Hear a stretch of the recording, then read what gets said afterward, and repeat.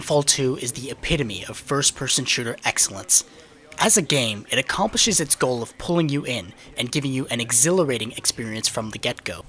After the critical success of the first Titanfall, Respawn Entertainment has delivered a more polished, complete, and satisfying package, which I will be playing for years to come. Titanfall 2 is available on PS4, Xbox One, and PC. It retails for $60 and there is no season pass. All post-release content, with the exception of cosmetics, will be free. Really separating yourselves from the pack, aren't you? It runs at 60 FPS on consoles. Performance on PC may vary depending on hardware. You also don't have to worry about that big number 2 next to the title. You won't have any trouble jumping straight into this one. The campaign, which is not mindlessly shoved in like the previous entry, is akin to legendary campaigns from years ago such as Half-Life 2 and Call of Duty 4. It's satisfying and fulfilling moment to moment, but the story is simplistic and there is no real time to get attached to anyone. Titanfall 2 is the story of pilot Jack Cooper and his Iron Giant, BT-7274.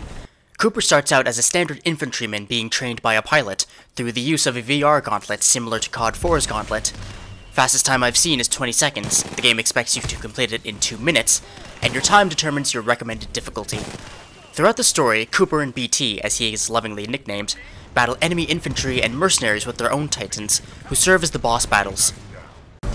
You were not invited to Kane's party, and that's why you're dead. Well, another runaway hero with an SRS Vanguard class Titan. There's a level in which you can travel through time at will in order to figure out the location of what is essentially a Death Star.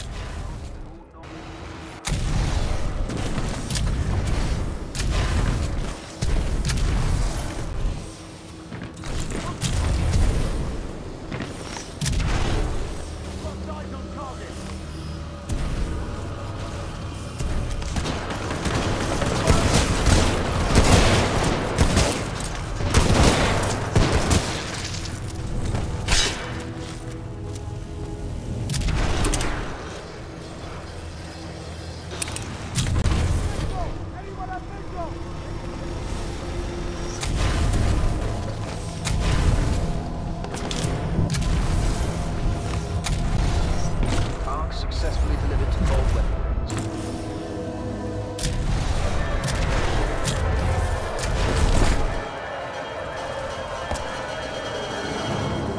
There's a level in which you steal an arc tool to power a communication system and solve spatial puzzles to traverse the environment.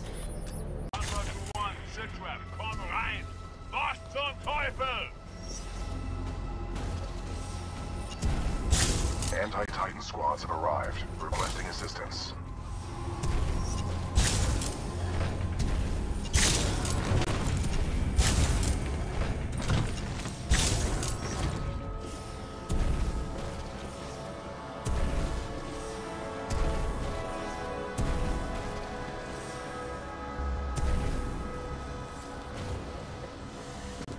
There's a level where Cooper is catapulted from airship to airship mid-flight, and joins up with a squad of pilots to eliminate enemies.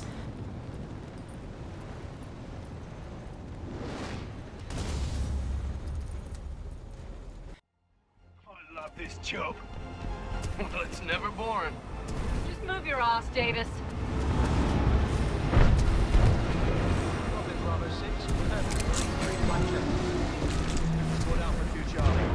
We got the drop. They're behind us!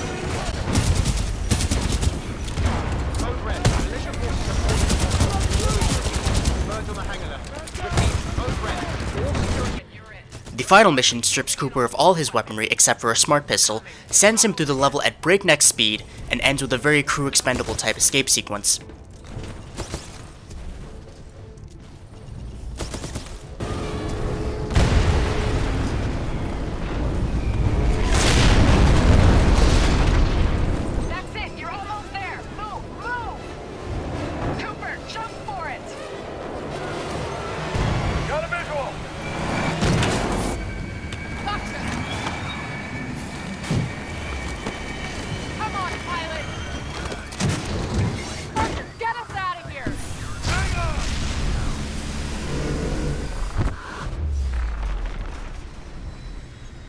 I've been speaking about Cooper for some time now, but he only takes up half of the spotlight. His Titan, BT, is not simply a hulking metal protector, but an actual character with a personality.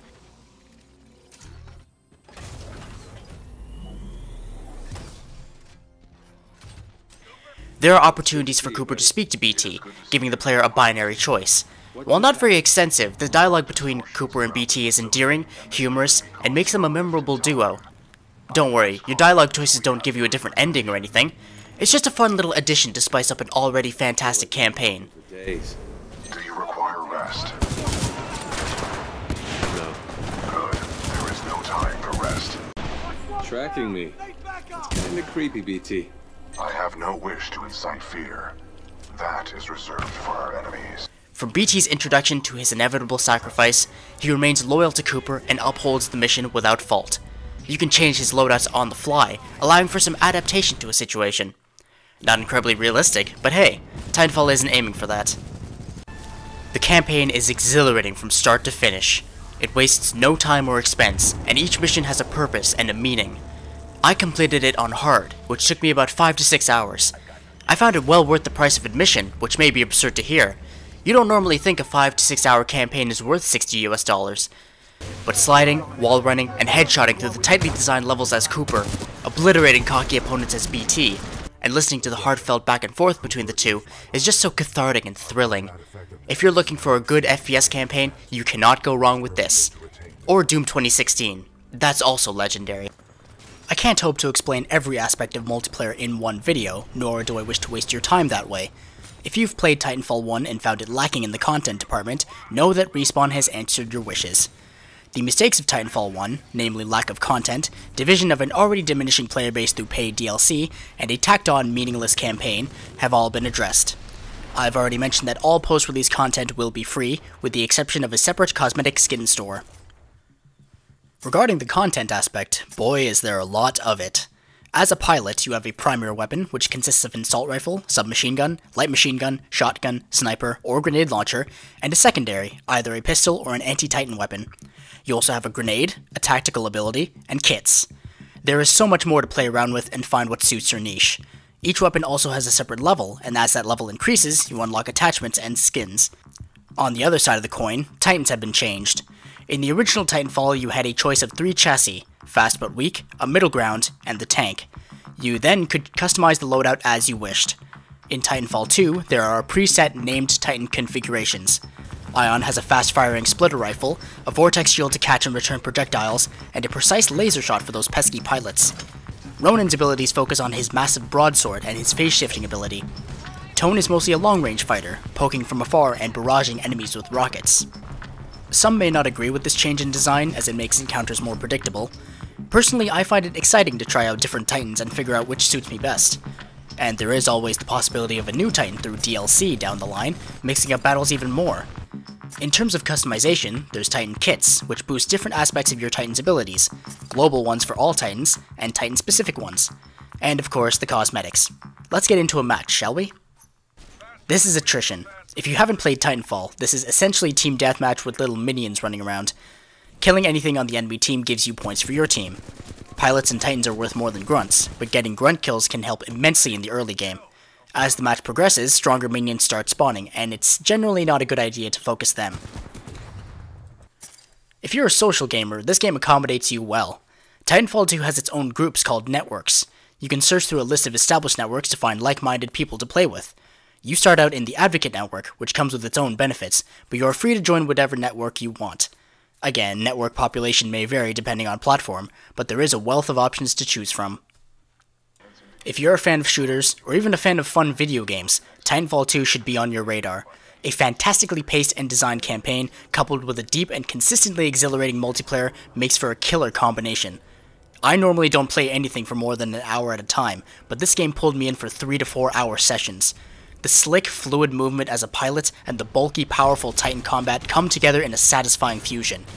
There was an interview with a Respawn CEO in which he emphasized the feeling of a game above all else.